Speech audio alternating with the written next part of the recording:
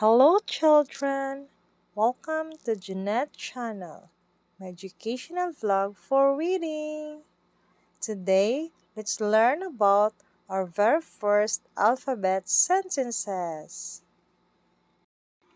Letter C.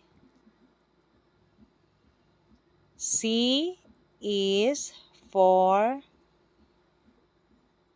cat.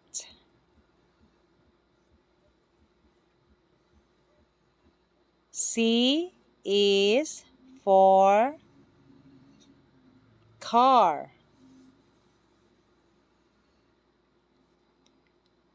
C is for cookie.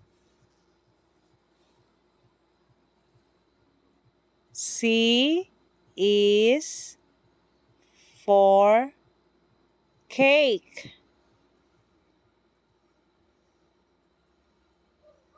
C is for camera.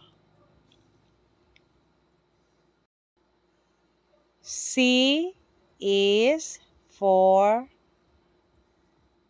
corn.